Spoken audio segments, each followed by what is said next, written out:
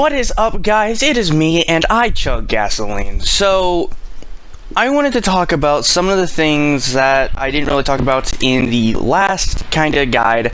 But before I do, one of the things I would like to note is that you're going to notice we are in a different setup, because when I went through and watched over my video from yesterday, I noticed there's a lot of quality issues, and doing it this way, even though it's more work on my part to kind of edit the video together and put it all out, and it looks a little like junk, like, it looks weird when the video is actually out, but it's going to be better looking. So I'll try to fix that when I'm editing.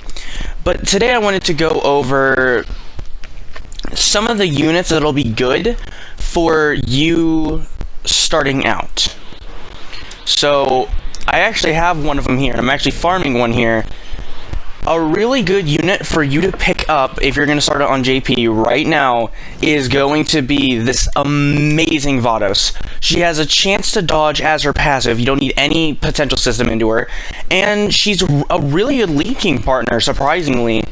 Like, you get a pretty much guaranteed rotation between Vados and Champa here. But you'll notice, like, they don't have a lot of key links. Champa really shares all of his key links with Vados. So, one of the things I kind of missed were the kind of characters you're going to want to shoot for. If you're late in game, then you're obviously going to want all the dokkan fests and all the new features that come on there. But if you're early, you're really going to need to focus more on, does this unit support the rest of the team, and will it support me to continue to run him, or should I take him off? That's what you're really going to have to look at. So, the next video I do will be going over every single free-to-play. I will not go over any stoned characters unless I find it relevant, and if I do, I will say before I do. I'm going to be going over every single free-to-play character that you should farm up when you're starting Dokkan Battle, either on Global or on JP. Now, something I had mentioned before is that there's a lot of benefits to playing both games. Not both at the same time, but I'm saying, like, there's benefits to playing JP. You're going to get all the units sooner. You get all the cool stuff sooner. You get all the interesting stuff and all that. But if you play on Global, you know whether or not you should save your stones, or if you should continue to spend your stones because you don't care about what's coming up. So you kind of get that separation from one day waking up and there being news for, like, your favorite character coming out on Dokkan Battle, and you don't have stones for it. You know, one day you wake up and you're playing Global, for example, you wake up, oh, my character comes out in 4 or 5 months, I skip the next coming banners, get 100, 150 stones. I mean, since I'm going to be going and skipping until this banner on Global, this one, not the one that's first going to be, these ones on Global, I'm going to be skipping the Year 4 celebration. So, then I'm going to be skipping the Goku Day banner. So, by the end of it, I should have at least 200 to 250 stones. And then I'm going to be buying stones on Global, because I'm going to 100% this Amasu on Global. Now, I will try and get a video out for that also. Just watch out for that. While we're here, let me go over this. Do not summon on these banners. They are not worth your stones. If you pay for stones, then once again, as I said in the first guide, this is not for you. But if you're a free-to-play player, and you only summon when you're given stones, never summon on these. Now, let's say you have the one team you're good with running for the rest of, like, your career in Dokkan. Go ahead, summon on them. Get those essays up. I wouldn't. LR banners are really good to summon on. This is a support type banner. I'm going to be summoning on this coming up here soon because I need this Gawasu. This banner is amazing. Now, I know that's going to sound weird because it's friend points and things like that, but these LRs are really good if you don't have LRs. For the longest time, I didn't pull an LR until last year, beginning of last year, and I had been playing Dokkan since week 2 of release. I've had multiple accounts. I kept refreshing my account, trying to pull LRs. And then finally I gave up and just kept an account for a couple of years. I would have LR Goku by now if it wasn't for the fact that I kept resetting my account to try to pull LRs. But I finally gave up on trying to pull an LR after they handed out like 150 stones in the matter of like 2 months. went and did 3 summons on the LR Goku Black banner when he first came out and didn't pull him. Or not when he first came out, when they featured him on the rerun banners. Sorry about that. So, you know, don't do what I did. So, something I would like to note is that, because I didn't mention this in the last time, and I should have, you know, knew I wasn't going to be able to do this.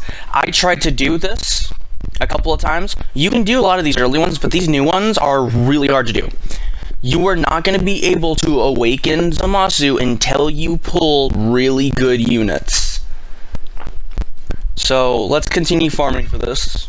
I believe, hang on, before I, you know, completely mess up, is it the third one? Yes. Now, this Goku drops as an SR. You got any LRs in here? And when he drops, he's not good. When he fully awakens, he actually becomes Ultra Instinct Goku. And he's honestly a really good free-to-play Ultra Instinct Goku.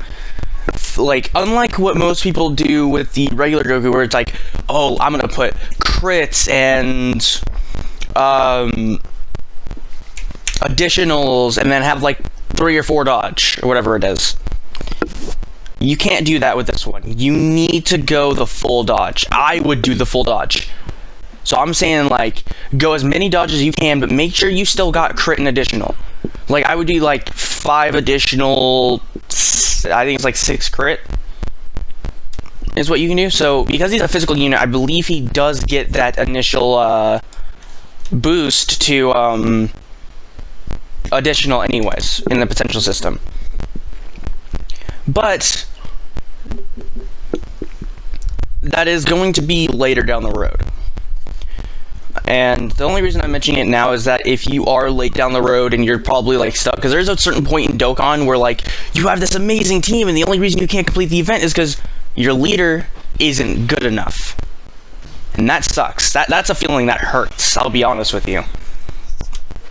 Like, knowing that you have the team to beat something and just you can't beat it because you need to awaken the character sucks. Especially in my case right now, I could easily just demolish that Zamasu event if my Zamasu was awakened. You know? I can't awaken him because I can't do anything. So, yeah, that problem. But if you continue to play the game day after day, and in the beginning it's gonna be day after day, you know, day in, day out, it's gonna be pretty grindy for a while, then you will eventually, you know, hop into an event, think you're gonna fail, and then out of nowhere you're starting to get crits and additionals, and you're getting all these dodges, and you're just, it's an entire new world with a potential system that you didn't know existed because you weren't able to get those. You know? So, you really gotta, like, play the long game when it comes to this. A good thing to do is pay attention to when the, one second. Sorry, I made some coffee and I'm just loving it. One thing to do is make sure to pay attention for the world tournaments. Now, you are not going to be able to do the hard stuff in the world tournament, but the first, second, third, and maybe the 4th and 5th stages, you can do. Completely free to play, and if you just continue to farm, and it's on, like, if you think that starting out Dokkan's insane, free to play in the world tournament is going to be every single time your stamina is fully regen, you need to hop in, do it as much as you can, wait for your stamina to regen. If you have stones, I would highly recommend refresh your stamina, keep jumping in, because if you get those high tier rewards, you get a lot of orbs. And if you get a lot of orbs, you're good to go. Like, I'm having the issue, like, let's open up this potential system. This is the potential system, by the way. I'm currently working on hits. I can't do anything. I need the medium orbs. Like, these orbs are crazy. But it's like, they hand out, as you can see, like, I have a lot more tech orbs and intelligence orbs, because they hand those out, like, all the time. They hand out these orbs. But the physical ones, they don't show any love toward physical, I'll be honest with you. I think physical is probably like the least amount of orbs they've ever given out. I mean, granted, there's not a lot of physical, like, there's not a lot of, I think the last time they handed out physical orbs was the Year 3 celebration, and it was because there was a transforming Gogeta and Vegito that were int and physical, so they handed out int and physical orbs. But that's honestly going to be all. It's a little bit of a shorter video today because of how I'm recording. So I will see you, hopefully I will see you guys in the next video. I really hope you guys enjoy this, because honestly I'm kind of enjoying making them. Today's going to be a double upload because I'm not going to be streaming today. I will be streaming tomorrow though, and recording. You will see a video go up of the Super Saiyan 3 Vegeta EZA, and then you'll see a video, or then I'll be live streaming that same time. Not as it gets uploaded, but during, like, I would have been live streaming like maybe an hour before that, depends on how long it takes me to edit it.